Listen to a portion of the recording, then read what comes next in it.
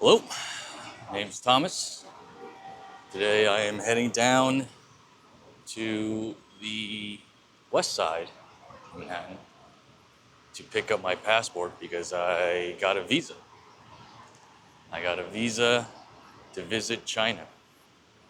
So I'm roughly 1 week away from flying out to Thailand, and I'm going to be in Asia in total for probably about 3 months. And what I wanted to talk about today is the idea of what I refer to as hard commitments and open commitments.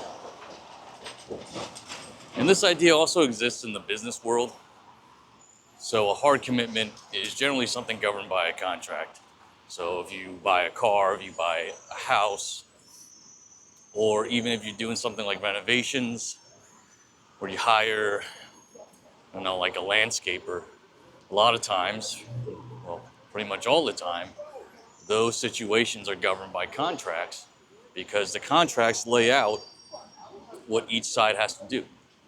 It lays out how much the person paying for the product or service will pay and when they pay.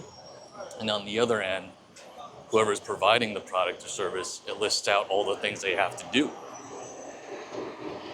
And these hard commitments are necessary because when you're talking about really complex projects or a lot of money, you can't just rely on someone to keep their word or to go into it with good faith because there's just too much at stake.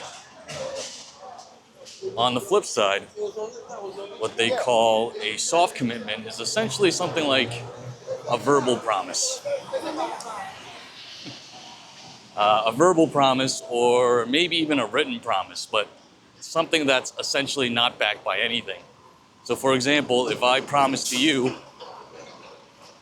on Wednesday I'm gonna be at this appointment to help you out with, getting a visa for yourself. So if I am your friend and I've made that verbal promise to you, that's technically a soft commitment because there's nothing to force me to show up, right? There's no penalty really if I don't show up. It's a soft or open commitment. And looking back at my sabbatical, I realized that pretty much everything in my life has been an open commitment. For example, I think I said at the beginning of the year I want to do more volunteering, and I volunteered maybe like 2 or 3 times, but that's something that's like an open commitment, right? It's not something I am held to personally. It's not something that's automatically scheduled every single week, and there's also no real penalty if I decide not to volunteer. So as a result, I really haven't done much volunteering. On the flip side of that, this past month, I've been kicking things into a higher gear because I've bought a plane ticket and committed to leaving for Thailand at the end of this month. And that is a hard commitment. That is a hard commitment because I've put real money behind something, right? I had to pay for the plane ticket. It is something that has a real penalty if I don't go through with it, right? I lose the money. And also, it's something where I've become more emotionally invested into it because now I've put real money behind it. But working backwards from leaving for Thailand, I've also had to force myself to do certain things to prepare. And one of those is to get in better shape because I want to train Muay Thai in Thailand. So I've started, in addition to just going to the gym, I've also signed up for boxing classes to get into better shape, to, learn some at least like punching techniques. And then also I've been trying to increase my cardio at the same time. Those have turned into hard commitments in the sense that I hired a personal trainer at the gym. So every week I have to show up for a session on time. If I don't show up, I lose the money for the session. Same thing with boxing classes. I paid for a package of classes, so if I don't use them, they just go away and my money gets wasted. And one of the weeks that I had was I did cardio on Monday. I went to the park and ran. I had a personal trainer session on Wednesday, and then I had boxing on Friday. And that week was super productive because everything else in my life had to fit into it and around it.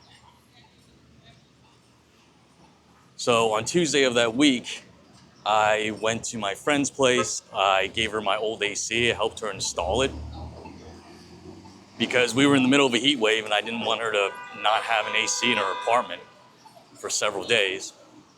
And then that Thursday, which was another free day, I ended up getting my car sorted out. I ended up getting my inspection so that when I leave here, it's not something I have to do when I come back. There's something interesting called Parkinson's Law, which basically means that the more time you are given to do something, the more time you will take to do that thing. So a basic example of this is if your manager gives you 2 weeks to work on a project, you're gonna, take those 2 weeks and you'll get it done right before the 2 weeks. If your manager gives you 3 days to work on that project, you will get it done in 3 days. And the inverse is true as well. If you are given, 6 months to work on a project, you will take 6 months, even though it might not take 6 months. And I think the same is true in our personal lives. The more free time you have, like I do on sabbatical, and if you don't have any hard commitments and your days and weeks and months are just full of open or soft commitments, then you're gonna find that you're not gonna value your time as much. The more time that we have, the more we spread out the things that we have to do or want to do. So what am I trying to say? Well, if you are on a break or a sabbatical and you want to get some things done and be more productive, my recommendation is to fill your week, your schedule, your routine with hard commitments. When you fill your week with hard commitments, it leaves you less free days and free time for everything else. And you're gonna value that free time and those free days more. And you will naturally be more focused, be more organized. Yes. Be more focused and be more organized and slot in things into your free time and your free days that you should do. And it's just a natural byproduct of having less free time. So we picked up our passport. I should say I've picked up my passport. To sum up what I wanted to say in this video, it's that the less time you have, the more valuable your time becomes.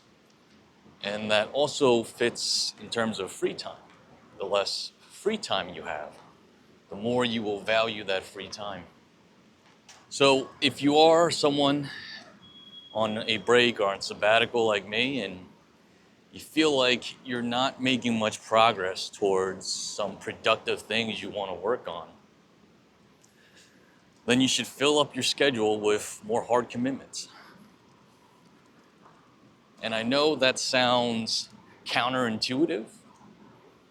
Like, how can me being busier and committing myself to more stuff possibly make me more productive towards the goal of doing other things? But I swear to God, it works. At least it's worked for me. Well, that's all I've got for this video. If you've made it this far, thank you for watching.